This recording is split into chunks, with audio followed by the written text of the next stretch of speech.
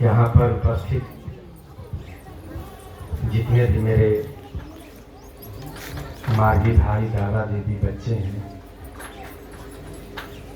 और मेरी आवाज़ जहाँ तक ग्रामवासी और आसपास के पड़ोस के गांव तक भी आवाज़ जाती है, तो सबको मेरा हृदय से नमस्कार। ये जो स्वाध्याय है, कुछ दिन पहले इसी जगह पर नामकरण के अवसर पर यही स्वाध्याय कराया गया था। तो मैं समझता हूँ कि जो बातें बाबा यहाँ कह रहे हैं, स्वधर्म और परधर्म की बातें, तो स्वधर्म का मतलब हुआ अपना धर्म, और परधर्म का मतलब दूसरा धर्म। लेकिन अभी तक समाज में जो पर धर्म का मतलब समझ रहे हैं कि जैसे हिंदू है, वह सोच रहा है कि मैं मुसलमान बन गया तो ये दूसरे का धर्म है, और मुसलमान सोच रहा है मैं हिंदू बन गया तो यह दूसरे का धर्म अपनाने जैसा है। तो इसको बाबा कहते हैं कि पर धर्म फैलाया हो। पर धर्म का मतलब हिंदू, मुस्लिम, सिख, ईसाई नहीं है।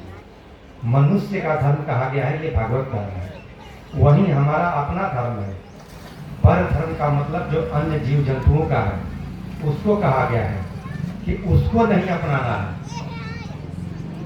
इस भागवत धर्म का अनुसरण करते करते यदि आदमी की मृत्यु भी हो जाए तो ये अच्छी बात है, लेकिन अन्य जीव जंतु जानवरों की तरह यदि जीना चाहते हो, उसी को कहा जाता है पर धर्म। उसको नहीं स्वीकार करना है किसी भी परिस्थिति में। तो हम मनुष्य तो बन गए, लेकिन क्या हमारा जिसे धर्म की व्याख्या अभी स्वधर्म परधर्म की स्वाध्याय में किया गया, क्या उस पर हम वास्तव में चल रहे हैं? भागवत धर्म को अपना रहे हैं, जिसमें कहा गया विस्तार, रस, सेवा, ये तीन ही है। चौथा तो स्थिति है, वह है कोई स्तर नहीं है, वह हमारी अंतिम पड़ाव है, उसी में मर्ज होना है। तीनों को पालन करते करते उसमें अवस्थित हो जाना है। तो यही है कि अपने धर्म का पालन करना है। इस संसार में जैसे मनुष्य आया तो अपने ही कर्मों के द्वारा जब भोग करने लगा, परमात्मा को ढूंढने लगा कि परमात्मा क्या है, कहाँ है। एक दिन परमात्मा के पास पहुंच गया वो और पूछता है परमात्मा कि मुझे तुम कुछ ऐसी चीजें दो जो ताकि हमारे जीवन में सुख शांति रहे, किसी भी परेशानी न रहे। तो परमात्मा कहते हैं कि मेरे सामने दो चीजें छोड़कर कुछ भी नहीं है। वो दो चीजें क्या है? कहते हैं एक मेरे तरफ पास माया है और दूसरे तरफ भक्ति है। तो लोगों ने पूछा कि ये दोनों में अंतर क्या है, जरा समझाइए। तो बोले कि यदि मैं तुमको माया दे दूंगा तो तुम्हें नाचना पड़ेगा आपस में, और यदि मैं तुम्हें भक्ति दे दूं तो मुझे नाचना पड़ेगा तुम्हारे पीछे। तो भक्ति जो थे वो भक्त रूप ले लिए इसी संसार में, और जो माया के बंधन में बंध गए वो पूरे संसारी पुरुष हो गए। तो जो आनंद मार्ग का पथ का पथिक है, जो भी थोड़ा भक्ति भजन करता है, जो भी थोड़ा परमात्मा के तरफ चलने का प्रयास कर रहा है, चल रहा है, वही है भक्त। तो जहाँ भक्त लोग कीर्तन करते हैं तो परमात्मा वहाँ के भी वो भी नाचते हैं। हम लोग 6 घंटे बाबा नाम केवलम कीर्तन करके हाथ उठाकर किया बाबा नाम केवलम, तो वहाँ परम पुरुष भी आकर हाथ उठाकर किए बाबा नाम केवलम। यानी हम उनके लिए बाबा, वो भी हम लोग को बाबा बोलते हैं। इसीलिए बाबा कहते हैं कि तुम लोग सब मिली बाबा हो, यानी उन्हीं का हम एक रूप है। तो इसी तरह से वह व्यक्ति बड़ा भाग्यशाली होता है जो धर्म के संसार में रहते हुए घर परिवार में रहकर भक्त बनता है। संसार में सारा काम करते हुए भी परमात्मा की भजन कीर्तन करता है। और साथ ही साथ इस अध्याय में बताया गया लास्ट में जो भागवत धर्म का है वह है सेवा। संसार में जब वो सेवा करता है तो परमात्मा का रूप समझ कर वह सेवा करता है, तो वह हुआ उसका परमात्मा की तरफ आगे बढ़ने का। इसी तरह से आप देखोगे कि बहुत आज से नहीं, पुरातन काल से साधु सन्यासी आचार्य गण की ये परंपरा रही है। और यह आचार्य और सन्यासी और सन्यासिनी क्यों बन जाते हैं? लोग सोचते होंगे समाज में एक गलत धारणा है कि शायद इसको खाने पीने का नहीं होगा तो चल चल के भीख मांग रहा है, इसीलिए बन गया होगा। वो कोई और होंगे। बहुत तरह के लोग हैं, लेकिन खास करके आनंद मार्ग के सन्यासी और सन्यासिनी ऐसे नहीं होते हैं। They are more educated than the others. वह इलिटरेट नहीं होते हैं, वो बिना पढ़े लिखे होते ही नहीं है, उनको लिया ही नहीं जाता है पढ़े लिखे। क्यों?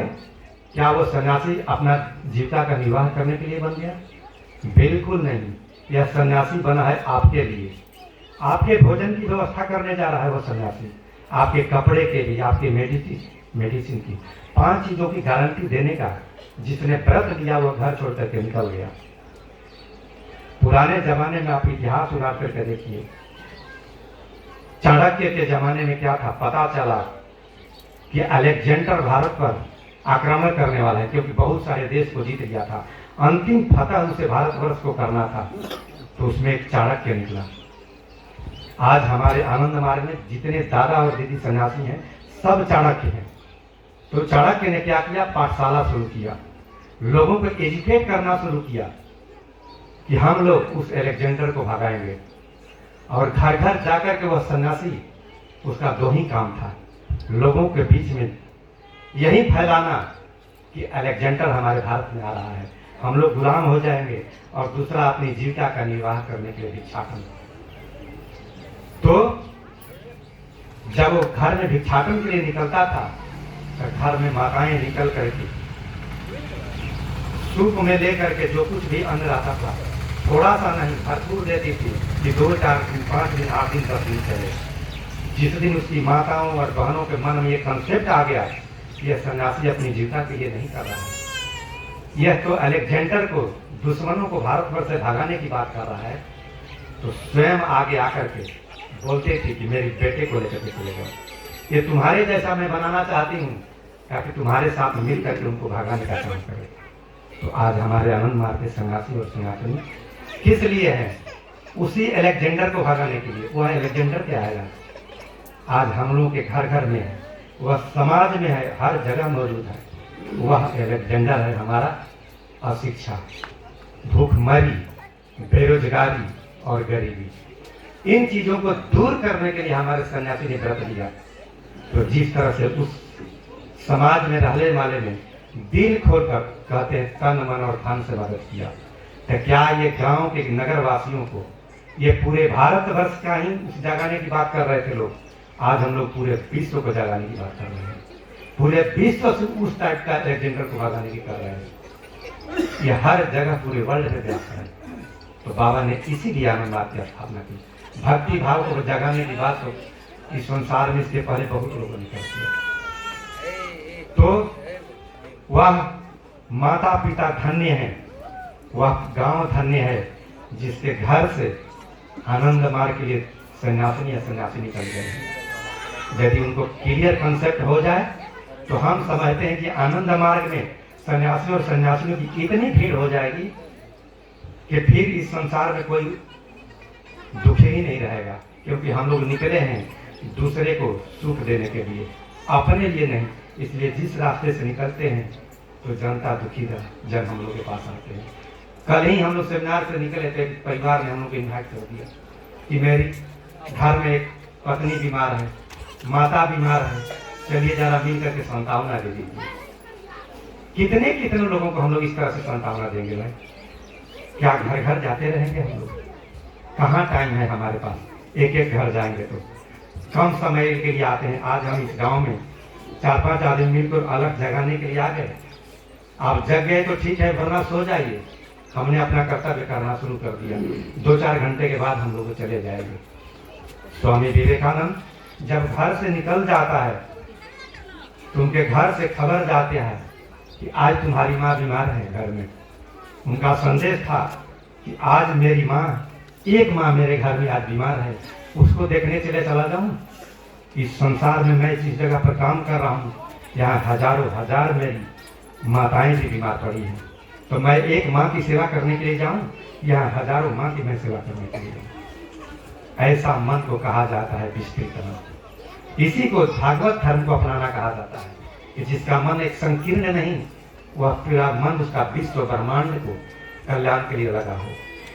ऐसे इस समाज से लोगों को निकालना होगा। जब इसकी संख्या बढ़ जाएगी तो आप देखेंगे कि इस तरह से जो एलेक्जेंडर समाज में बैठे हुए हैं, हर एक घर में बैठे हैं, उनसे एक दिन भागना ही पड़ेगा। भारतवर्ष की जब आज़ादी हुई तो आर्थिक आज़ादी न मान करके, अर्थात लोग भूखे न रहें, अशिक्षित न रहें, बेरोजगारी न रहें, इसकी मांग न की गई। तो क्या मांग कर दी गई? राजनीतिक आज़ादी। राजनीतिक आज़ादी बिल्कुल तरह से आज़ाद। वहाँ कोई न तो नियम न कानून। जेल में रहे रहे फिर विधायक बन सकते हैं, नेता बन सकते हैं, लेकिन आप घर में पढ़ करके कितने भी डिग्रियां प्राप्त कर लो, क्वालिफाइड कर जाओ, वहां तुम नहीं जा सकते हो, लेकिन एक सांसद और नेता जरूर बन सकते हो। तो इस तरह की पॉलिटिकल आज़ादी मांगी गई। यदि आर्थिक आज़ादी मांगी गई होती तो आज भारतवर्ष में कोई भूखा नहीं रहता, कोई नंगा नहीं रहता, कोई गरीबी नहीं रहती। इसलिए आज पूरे वर्ल्ड की समाज की ये मांग है कि ये सब चीज़ें दूर करनी है। यदि दूर करना है तो थोड़ा सा अपने दिल को बड़ा कीजिए, इस माया जगत से थोड़ा ऊपर उठिए। जो सन्यासी बन गए हम लोग, तो क्या हुआ? कोई जंगल में जाकर के सिर्फ आप मोक्षार्थ के लिए हम साधना नहीं कर रहे हैं अपने आप के लिए, इसी समाज में रहते हैं और जगह जगह घूम करके हम आपको दोनों के ब्रिज का काम करते हैं। आप मोक्षार्थन का भी काम करते हैं और जगत हिताय का भी काम करते हैं। तो क्या आप लोगों का ये दिल अलाउ नहीं करता है कि मैं इस तरह से मैं अपने परिवार को, अपने घर के लोगों को प्रोत्साहित करूं, ताकि जा करके मैं समाज में सेवा करूं। यदि माता पिता के घर में एक बच्चा पैदा होता है और जवान होने के बाद में कोई टेररिस्ट हो जाता है तो माँ बाप बहुत दुखी होते हैं कि आज मेरा बेटा गलत कार्य कर रहा है, समाज में मुंह नहीं दिखाता है। यदि जिस घर से सन्यासी बन जाता है उसके माँ बाप का सीना चौड़ा हो जाता है कि मेरे घर से एक सन्यासी बना हुआ है, जगह जगह बोलता है। उसको खुशी होता है कि जाकर के आज समाज में जगा रहा है, कितने लोगों को जगा रहा है, आज कितने लोगों को जगा रहा है, तो कितनी खुशी होती है। कारण